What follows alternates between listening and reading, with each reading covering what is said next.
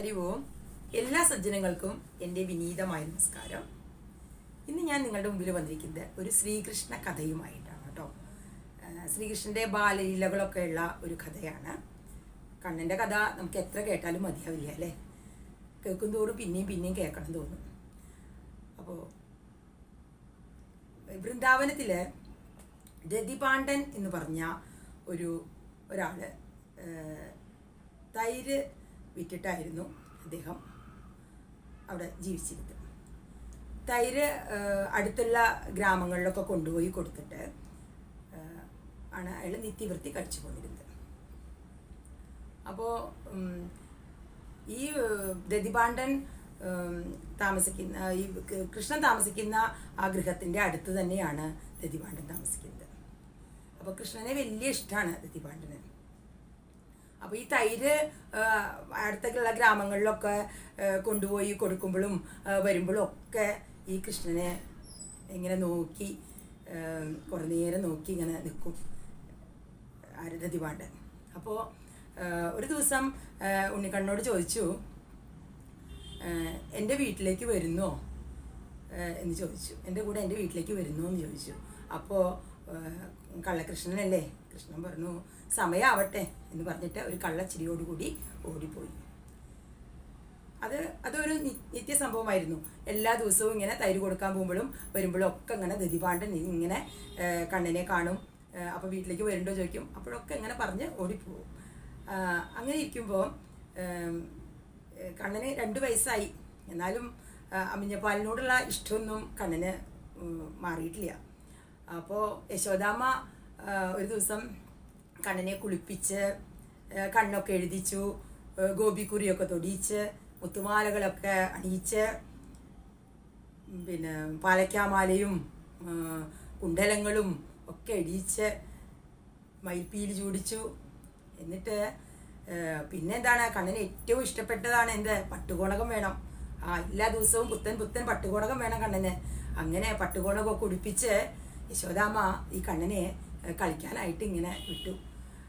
എന്നിട്ട് യശോദാമ്മ എന്ത് ചെയ്തു എന്നറിയോ, പാല് തിളപ്പിക്കാനായിട്ട് അടുപ്പിൽ വെച്ചിട്ട് തൈരിൻ്റെ കല എടുത്തിട്ട് വെണ്ണ കടയാനായിട്ട് കടകോലൊക്കെ എടുത്തിട്ട് ഇരുന്നു. എന്നിട്ട് ഇങ്ങനെ വെണ്ണ കടയാൻ തുടങ്ങി. ആ വെണ്ണ കടയുന്നതിൻ്റെ ഇടയ്ക്ക് ഇങ്ങനെ ആനന്ദത്തോട് കൂടിയിട്ട് ഇങ്ങനെ കൃഷ്ണഗീതം പാടാൻ തുടങ്ങി. അപ്പോൾ ആ കൃഷ്ണഗീതം കേട്ടു തുടങ്ങിയപ്പോൾ കള്ളക്കണ്ണുണ്ടല്ലോ കള്ളച്ചിരിയുമായിട്ട് ഇങ്ങനെ പതുക്കെ വന്നു. എന്നിട്ട് യശോദാമ്മയുടെ മടിയിലേക്ക് ഇങ്ങനെ നുഴഞ്ഞു കയറി. എന്നിട്ട് അമ്മിഞ്ഞപ്പാൽ കുടിക്കാൻ തുടങ്ങി. അമ്മിഞ്ഞപ്പാൽ ഇങ്ങനെ കുടിക്കുമ്പോൾ ഇങ്ങനെ കാലാട്ടി ഇങ്ങനെ കുടിക്കുകയാണ് കേട്ടോ. അപ്പോൾ ഈ യശോദാമ്മ അപ്പോഴും ഇങ്ങനെ തൈര് കടഞ്ഞുകൊണ്ടിരിക്കുകയാണ്, വെണ്ണ കടഞ്ഞുകൊണ്ടിരിക്കുകയാണ്. അപ്പോൾ ആ വെണ്ണ കടഞ്ഞുകൊണ്ടിരിക്കുമ്പോൾ അതിൻ്റെ തുള്ളികൾ ഇങ്ങനെ ഈ കാർമേഘവർണ്ണനാണല്ലോ ഭഗവാൻ അല്ലേ, കൃഷ്ണൻ. അപ്പോൾ കണ്ണൻ്റെ മേത്തേക്ക് ഇങ്ങനെ തെറിക്കുന്നുണ്ടായിരുന്നു. അത് ആ ഭഗവാന് ശോഭ കൂട്ടിക്കൊണ്ടിരുന്നു, കാന്തി കൂട്ടിക്കൊണ്ടിരുന്നു എന്നാണ് പറയുന്നത്. അപ്പോൾ ഇങ്ങനെ കുടിച്ചു. അപ്പോഴാണ് യശോദാമ്മയ്ക്ക് ഓർമ്മ വന്നത്, അടുപ്പത്ത് പാല് തിളച്ചു പോകുന്നത് കണ്ടു. അപ്പോൾ യശോദാമ്മ കണ്ണനെ അവിടെ കടത്തിയിട്ട് ആ പാല് ഇറക്കി വെക്കാൻ വേണ്ടി പോയി. അപ്പോൾ കണ്ണന് കുടിച്ചിട്ട് മതിയായിരുന്നില്ല. കണ്ണന് ദേഷ്യം വന്നു. കണ്ണൻ എന്ത് ചെയ്തു, തലയിലെ പൂവൊക്കെ മാലയൊക്കെ അഴിച്ചെറിഞ്ഞു. പിന്നെ പട്ടുകോണൊക്കെ എടുത്തിട്ട് ആ കടകോലിൻ്റെ മുകളിലേക്ക് ഒരു കൊടുത്തു. കൊടുത്തപ്പോൾ ആ കടകോലിൻ്റെ മുകളിലാണ് പോയി വീണത്. എന്നിട്ട് പിന്നെയും ദേഷ്യം മാറിയില്ല കണ്ണന്. എന്ത് ചെയ്തു, ആ കടകോലെടുത്തിട്ട് ആ തൈർക്കലത്തെ ഒരടി കൊടുത്തു.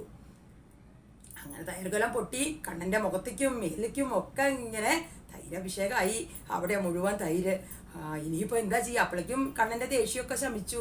അയ്യോ ഇങ്ങനെയൊന്നും ചെയ്യണ്ടായിരുന്നു എന്ന് വിചാരിച്ച് കണ്ണൻ ഇങ്ങനെ വിഷമിച്ചു. അപ്പോൾ എന്താ ചെയ്യുക, അമ്മ വന്നു കഴിഞ്ഞാൽ എന്നെ അടിക്കും. അപ്പോൾ ഇത് എവിടത്തെങ്കിലും ഒന്ന് ഓടിപ്പോവാന്ന് വിചാരിച്ചിട്ട് കണ്ണൻ ഓടി രക്ഷപ്പെടാൻ വേണ്ടിയിട്ട് ഇങ്ങനെ ആലോചിച്ചു. പിന്നെ ഇപ്പോൾ ഗോപികമാരുടെ അടുത്തേക്ക് പോയി കഴിഞ്ഞാൽ അവർക്ക് അല്ലെങ്കിൽ തന്നെ പാലും വെണ്ണയൊക്കെ കട്ടുതിന്ന ദേഷ്യം എന്നോടുണ്ട്. അപ്പോൾ യശോദാമ്മയോട് ഒന്നുകൂടിയും പറഞ്ഞു കൊടുത്തിട്ട് എന്നെ പിന്നെ അടി വാങ്ങിപ്പിക്കും.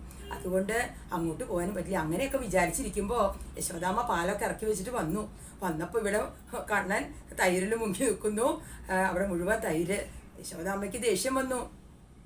യശോദാമ്മ പറഞ്ഞു, കണ്ണാ നിനക്ക് കുറച്ച് കുറുമ്പ് കൂടിയിട്ടുണ്ട്. ഇവിടെ മുഴുവൻ ഇങ്ങനെ ആക്കി വെച്ചിരിക്കുന്നു. നിനക്ക് ആരും ഒരു പേടിയില്ല, ഭയവും ഇല്ല, ഒന്നുമില്ല. അപ്പോൾ എന്ന് പറഞ്ഞിട്ട് അവിടെ ഇരിക്കുന്ന ഒരു വടി എടുത്തിട്ട്, അവിടെ കിടക്കുന്ന ഒരു വടി എടുത്തിട്ട് യശോദാമ്മ കണ്ണൻ്റെ പിന്നാലെ ഓടാൻ തുടങ്ങി. കണ്ണൻ മിന്നൽ വേഗത്തിൽ ഓടി മറഞ്ഞു. ഓടി ഓടി ഓടി കണ്ണൻ എവിടെ എത്തി? ദധിവാണ്ടൻ്റെ വീടിൻ്റെ അവിടെ എത്തി. അപ്പോൾ ആടി ഒലഞ്ഞ മുടിയും മേത്തൊക്കെ ഇങ്ങനെ തൈരൊക്കെ ആയിട്ട് ഇങ്ങനെ കണ്ണൻ അങ്ങോട്ട് ഓടി ചെല്ലുന്നു. അപ്പോൾ ദധിവാണ്ടൻ ജോലിയൊക്കെ കഴിഞ്ഞിട്ട് കൃഷ്ണനെ ഇങ്ങനെ വിചാരിച്ചുകൊണ്ട് കൃഷ്ണ കൃഷ്ണ കൃഷ്ണ എന്നിങ്ങനെ പറഞ്ഞുകൊണ്ടിരിക്കുകയായിരുന്നു. അപ്പോഴാണ് ഉണ്ണിക്കണ്ണൻ ഇങ്ങനെ ഓടി വരികയാണ്. ഉണ്ണിക്കണ്ണൻ ഓടി വന്നപ്പോൾ അവിടെ അപ്പോൾ കണ്ണൻ പറഞ്ഞു, അമ്മാമ്മ എന്നെ ഒന്ന് രക്ഷിക്കണേ, എന്നെ ഒരു ചെറിയ സഹായം എനിക്ക് ചെയ്തു തരണം എന്ന് പറഞ്ഞു. ദധിവാണ്ടൻ പറഞ്ഞു, ഒരു സഹായവും ഞാൻ ചെയ്തു തരില്ല. കാരണം എത്ര ദിവസമായി ഞാൻ ഉണ്ണിക്കണ്ണനെ ഇങ്ങോട്ട് എൻ്റെ വീട്ടിലേക്ക് വിളിക്കുന്നു, ഇതുവരെയും വന്നില്ലല്ലോ കൃഷ്ണൻ, അതുകൊണ്ട് ഒന്നും ചെയ്യാൻ പറ്റില്ല, ഇനി ആ ഒരു സഹായവും ചെയ്യില്ല എന്ന് പറഞ്ഞു. അപ്പോൾ ഈ ഉണ്ണിക്കണ്ണുണ്ടല്ലോ വിങ്ങി വിങ്ങി കരയാൻ തുടങ്ങി. എനിക്ക് കെഞ്ചിയിട്ട് പറഞ്ഞു, എന്നെ ഒന്ന് സഹായിക്കൂ എന്ന് പറഞ്ഞപ്പോൾ നിവൃത്തിയില്ലാണ്ട് പിന്നെ അലിവ് തോന്നിയിട്ട് എന്ത് ചെയ്തു, ശരി ഞാൻ സഹായിക്കാം എന്ന് പറഞ്ഞ് അപ്പോൾ പറഞ്ഞു, എന്നെ ഒന്നിവിടെ എൻ്റെ അമ്മ എൻ്റെ പിന്നാലെ വരുന്നുണ്ട്, എന്നെ ഒന്നിവിടെ ഒളിപ്പിച്ചിരുത്തു എന്ന് പറഞ്ഞു. അപ്പോൾ അവിടെ ഉണ്ടായിരുന്ന ഒരു കറുത്ത ഒരു കല ഉണ്ടായിരുന്നു. അതിൻ്റെ ഉള്ളിലേക്ക് ഇറങ്ങിയിരുന്നോളാൻ പറഞ്ഞു. എന്നിട്ട് അതിൻ്റെ വേറൊരു കറുത്ത കലം കൊണ്ട് അത് അടച്ചും വെച്ചു. അപ്പോഴാണ് യശോദാമ്മ ഓടി വരുന്നത്. യശോദാമ്മയും ഗോപികമാരും ഇങ്ങനെ ഓടി വരികയാണ്. യശോദാമ്മ ചോദിച്ചു, കണ്ണനെ കണ്ടുവോ? കണ്ണൻ ഇങ്ങോട്ട് ഓടി വരുന്നത്. അപ്പോൾ പറഞ്ഞു, കണ്ണൻ ഇങ്ങോട്ടൊന്നും വന്നിട്ടില്ല പറഞ്ഞു ദധിവാണ്ടൻ. ഇങ്ങോട്ടൊന്നും കണ്ണൻ വന്നിട്ടില്ല. അപ്പോൾ ഞാൻ വരുന്നത് കണ്ടുല്ലോ, കണ്ണൻ വരുന്നത് കണ്ടുല്ലോ. അപ്പോൾ പറഞ്ഞു ദധിവാണ്ടൻ എന്താ പറഞ്ഞതെന്നറിയോ? അമ്മയ്ക്ക് കാണുന്നതൊക്കെ കണ്ണനാണെന്നേ തോന്നൂ, അതുകൊണ്ടാണ് ഇപ്പം ഈ കറുത്ത കല ഇവിടെ ഇരിക്കുന്നുണ്ട്, ആ കലം കണ്ടാലും കണ്ണനാണെന്നേ നിങ്ങൾക്ക് തോന്നുള്ളൂ. എന്താണ്, കണ്ണനും കറുത്തിട്ടാണ്, ഈ കലവും കറുത്തിട്ടാണ്, അപ്പോൾ ഒക്കെ കൃഷ്ണമയാണ്, അതുകൊണ്ടാണ് അങ്ങനെ തോന്നുന്നത് എന്ന് പറഞ്ഞു. അപ്പോൾ യശോദാമ്മ പറഞ്ഞു, ശരി തന്നെ ആയിരിക്കും, എനിക്ക് കാണുന്നതൊക്കെ കൃഷ്ണനാണല്ലോ, അതുകൊണ്ടാണ് അങ്ങനെ തോന്നുന്നത് എന്ന് വിചാരിച്ചിട്ട് യശോദാമ്മ തിരിച്ചുപോയി. അപ്പോൾ കണ്ണൻ പറഞ്ഞു, കൃഷ്ണൻ ഇതിനുള്ളിൽ ഇരുന്നിട്ട് കള്ളകൃഷ്ണൻ ഇതൊക്കെ കേൾക്കുന്നുണ്ട്. എന്നിട്ട് പറഞ്ഞു, എന്താ ഇനി അമ്മ പോയില്ലേ, ഇനി എന്നെ ഒന്ന് തുറന്നു വിടുമോ എന്ന് ചോദിച്ചു. അപ്പോൾ ദധിവാണ്ടൻ പറഞ്ഞു, എനിക്കൊരു സഹായം ചെയ്തു തരണം, ഒരു ആവശ്യമുണ്ട്, അത് കഴിഞ്ഞാൽ മാത്രമേ ഞാൻ തുറന്നു വിടുള്ളൂ എന്ന് പറഞ്ഞു. ഞാനൊരു ചെറിയ കുട്ടിയല്ലേ, എന്നെ കൊണ്ട് എന്താ ആവശ്യമാണ് സാധിക്കാനുള്ളത് എന്ന് കള്ളകൃഷ്ണൻ ചോദിച്ചു. അപ്പോൾ പറഞ്ഞു, ഈ ദധിവാണ്ടന് മനസ്സിലായിരുന്നു ഇത് ഇടയപാലൻ്റെ വേഷം കെട്ടി വന്നതാണ്, അല്ലാണ്ട് ഇത് നല്ല ശരിക്കുള്ള ആ കൃഷ്ണൻ ഭഗവാൻ തന്നെയാണ് എന്ന് മനസ്സിലായിരുന്നു ആർക്ക്? ദധിവാണ്ടന്. ദധിവാണ്ടൻ പറഞ്ഞു, എനിക്കും ഇവിടെയുള്ള എല്ലാവർക്കും മോക്ഷം കൊടുക്കുകയാണെങ്കിൽ ഞാൻ തുറന്നു വിടാമെന്ന് പറഞ്ഞു. അപ്പോൾ കണ്ണൻ പറഞ്ഞു, ശരി എന്നാൽ ഞാൻ മോക്ഷം തരാം എന്ന് പറഞ്ഞ് ആ ദധിവാണ്ടൻ ആ കണ്ണനെ പുറത്തേക്കാക്കി. അപ്പോൾ അത് കണ്ടിട്ട് ദേവന്മാരൊക്കെ എന്താണ് ലജ്ജയോടെ അങ്ങനെ ഇതാക്കി നിൽക്കുമായിരുന്നു. കാരണം എന്താണെന്ന് വെച്ച് കഴിഞ്ഞാൽ ഞങ്ങൾ ഇതുവരെ ഒന്നും ഭഗവാനോട് ഇങ്ങനെ മോക്ഷം തരുമോ എന്നൊന്നും ചോദിച്ചില്ലല്ലോ. ഈ ദധിവാണ്ടൻ ചോദിച്ച മാതിരി ഞങ്ങൾ ഇതുവരെ ഒന്നും ചോദിച്ചില്ലല്ലോ എന്ന് വിചാരിച്ചിട്ട് ഒരു ലജ്ജയോട് കൂടിയിട്ട് ഇങ്ങനെ വിഷമിച്ച് നിൽക്കുകയാണ് ദേവന്മാർ. അപ്പോൾ ഇവിടെ സത്യം വധ എന്നാണ് ഈ വേദങ്ങളൊക്കെ ഉദ്ഘോഷിക്കണതല്ലേ, പക്ഷേ ഈ സർവ്വവ്യാപിയായിരിക്കുന്ന ഈ ഭഗവാൻ ഇവിടെ ഇല്ല എന്ന് പറഞ്ഞത് പച്ചക്കള്ളം പറഞ്ഞിട്ടാണ് ദധിവാണ്ടന് മോക്ഷം ലഭിക്കാനിടയായത് എന്ന് പറയുകയാണ്. അപ്പോൾ പിന്നെ അതുപോലെ തന്നെ പ്രഹ്ലാദൻ ഈ തുരുമ്പിലും തുരുമ്പിലും ഒക്കെ ഭഗവാൻ ഉണ്ട്, അവിടെ ഭഗവാൻ ഇല്ലായിരുന്നു, എന്നാലും ഭഗവാൻ ഉണ്ട് എന്ന് പറയിപ്പിച്ചതും ആ കൃഷ്ണൻ തന്നെയാണ്, ആ കൃഷ്ണൻ്റെ ലീല തന്നെയാണ് എന്ന് പറയുകയാണ്. അപ്പോൾ ഇതൊക്കെ കഴിഞ്ഞിട്ട് ഇതൊക്കെ കഴിഞ്ഞ് കൃഷ്ണൻ പോവാൻ നിൽക്കുകയാണ്. അപ്പോൾ ചോദിച്ചു, ഇങ്ങനെ തല കുനിച്ച് ലജ്ജയോടുകൂടി ഇങ്ങനെ നിൽക്കുകയാണ്. എന്താ ചോദിച്ചത്? എന്നിട്ട് ചോദിച്ചു, എനിക്ക് ഒരു പട്ടുകോണകം തരുമോ എന്ന് ചോദിച്ചു ദധിവാണ്ടനോട്. അപ്പോൾ പറഞ്ഞു, വന്നപ്പോൾ ഇങ്ങനെ തന്നെയല്ലേ വന്നത്, അപ്പോൾ ഒരു കുഴപ്പമുണ്ടായില്ലല്ലോ, നാണമൊന്നും ഉണ്ടായില്ലല്ലോ, ഇപ്പം എന്താണിപ്പോൾ പട്ടുകോണ കൊടുക്കാഞ്ഞിട്ട് എന്ന് ചോദിച്ചു ദധിവാണ്ടൻ. അപ്പോൾ പറയുകയാണ്, പിന്നെ എന്താ പറയുക, എന്താ പറയുക, ഭഗവാനായിരുന്നിട്ട് കൂടി ആ മനുഷ്യൻ്റെ നിഷ്കളങ്കതയോട് കൂടിയിട്ട് ഇങ്ങനെ പറയുന്നത് കേട്ടപ്പോൾ ആ ഉണ്ണിക്കണ്ണനെ ഇങ്ങനെ കെട്ടിപ്പിടിച്ചു രതിപാണ്ഡൻ. എന്നിട്ട് പറഞ്ഞു, ഈ കൃഷ്ണൻ എന്തെങ്കിലും എൻ്റെ വീട്ടിലേക്ക് വരുമെന്ന് വിചാരിച്ചിട്ട് ഞാൻ ഇവിടെ ഒരു പട്ടുകോണകം സൂക്ഷിച്ച് വെച്ചിട്ടുണ്ട്, എന്തെങ്കിലും എൻ്റെ വീട്ടിലേക്ക് വരാതിരിക്കില്ല എന്ന് വിചാരിച്ചിട്ട് ഞാനൊരു പട്ടുകോണകം ഉണ്ണിക്കണ്ണിന് ഇഷ്ടമാണെന്ന് ഞാൻ കേട്ടിട്ടുണ്ട്, അങ്ങനെ ഒരു പട്ടുകോണകം ഞാൻ ഇവിടെ വെച്ചിട്ടുണ്ട് എന്ന് പറഞ്ഞിട്ട് ആ പട്ടുകോണകം എടുത്തിട്ട് ആ ഉണ്ണിക്കണ്ണനെ ഉടുപ്പിച്ചു കൊടുത്തു. എന്നിട്ട് പിന്നെ ഉണ്ണിക്കണ്ണൻ തിരിച്ചു പോയി, സന്തോഷത്തോടു കൂടി ഉണ്ണിക്കണ്ണൻ വീട്ടിലേക്ക് തിരിച്ചു പോയി. അപ്പോൾ ഈ ഭക്തിയുടെ മഹത്വം കണ്ടിട്ട് ഈ ദേവന്മാരൊക്കെ ഇങ്ങനെ അത്ഭുതപ്പെട്ട് നിൽക്കുകയാണ്. ഭക്തന്മാരോടുള്ള ബന്ധം ഉണ്ടെങ്കിൽ എന്താണ്, അചേതന വസ്തുക്കൾക്ക് കൂടി മോക്ഷം കിട്ടും എന്നുള്ളത് ഇവിടെ കാണിച്ചു കൊടുക്കുകയാണ്.